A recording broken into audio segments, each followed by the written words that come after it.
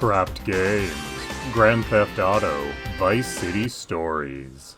Originally released in 2006 for the PlayStation Portable. The following year, it would see release on the PlayStation 2. And since then, it has had no other releases. Vice City Stories, taking place in 1984, is the earliest point in the Grand Theft Auto 3 universe, taking place 2 years before the original Vice City, and its place as the earliest point in the timeline is somewhat ironic as it is the final game released for the Grand Theft Auto 3 universe. The game begins with our protagonist, Victor Vance, in the army, and he is unlike any Grand Theft Auto protagonist up to this point, as he does not start the game as a career criminal. Far from it, in fact, as he joined the military to try and help his family. Unfortunately for Victor, his commanding officer doesn't share his high ideals.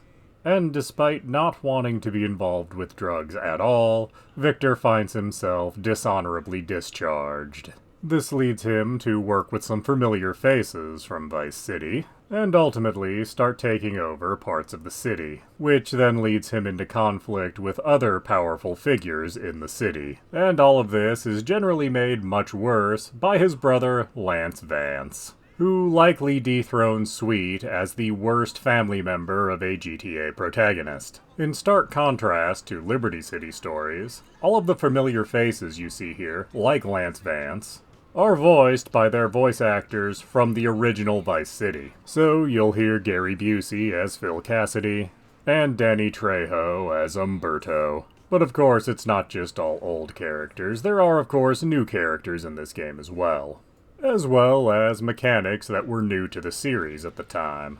As dotted all over the map, there are business locations for you to take over. You first need to attack the business to empty it out. You can then buy the location and determine what kind of business you're going to put there. At first, your options are a protection racket, a loan sharking business, or prostitution. In addition to the type of business, you also decide the size. There are 3 sizes to choose from, and the bigger the size, the more money they make.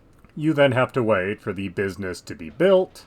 After it's built, it will contribute to your daily payday.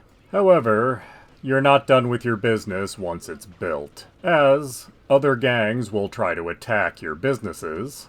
You will have to go and defend them from multiple waves of attackers every so often. Although it's worth noting that if you own everything, you no longer get attacked. That fact alone makes it worthwhile to buy all of the business locations. You also need to do missions for your businesses. Each type of business has a repetitive mission you need to do for them. And after you've done it 15 times, you are now at the max level of skill in that business. And the good news is, you only need to do these missions at one location of the business. So once you're max level at the protection racket, all of your protection rackets will be at max level. And the higher the level, the more money the business makes. The businesses are more numerous, and also handled better than in previous Grand Theft Auto games, as this time around, you don't have to collect the money from each business. It's just given to you directly once a day. You get a little alert on Victor's pager. This also means that you have an obscene amount of money fairly early on if you have any interest in taking over businesses. In fact, the amount of money you can have in this game makes it completely pointless to get the collectibles for free weapons. There are 99 red balloons for you to collect, but really it's easier to just take over the businesses than just stock up on the weapons you want at the gun shop. Victor Vance is a very unusual protagonist for a Grand Theft Auto game. He starts the game with absolutely no intent on doing anything illegal. He then is essentially forced into doing illegal things while in the army, and once he's dishonorably discharged, he has no choice but to take up a life of criminal activity. And it's clear he's not comfortable with all aspects of a criminal existence. Throughout the game, he makes very clear he wants nothing to do with drugs. Unfortunately, his brother Lance feels entirely different about that, and Victor simply won't drop his brother no matter what he does. So, while Victor would like to simply run his businesses in peace, he has to keep being dragged into terrible situations because of Lance.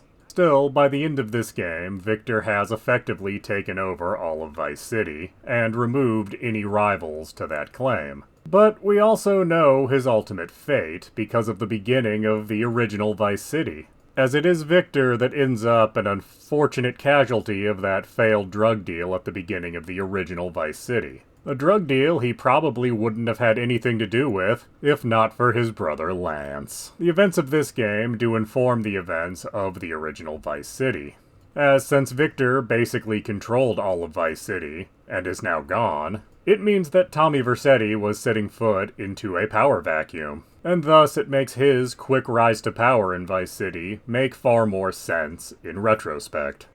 In terms of gameplay, there are some unusual quirks in Vice City Stories. For one, the earlier parts of the game are actually far harder than the later parts, generally speaking, with several early missions being frustrating in their execution, and most later missions being fairly smooth sailing. Many aspects of this game actually feel like sort of a prototype for what would come later, with aspects that would later show up in Grand Theft Auto 4, 5, and Grand Theft Auto Online. Whether or not this game was meant to be sort of a beta run for some of these ideas, I can't really be sure, but the similarities are rather striking. This is, of course, a trapped game. And unlike many trapped games that have been covered, we know exactly why Vice City Stories has not been ported in the years since its release.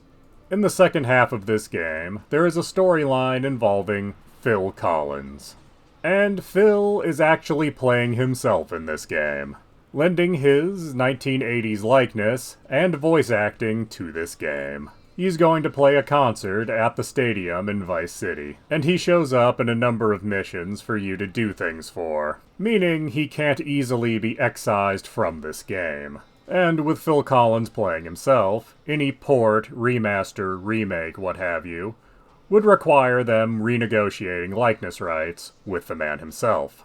Now, as to which side of the equation is actually having the issue, is impossible to say. Neither Rockstar Games nor Phil Collins has ever commented on the situation. So it could be that Rockstar doesn't want to pay what Phil's asking, or it could be that Phil doesn't particularly like being associated with Grand Theft Auto.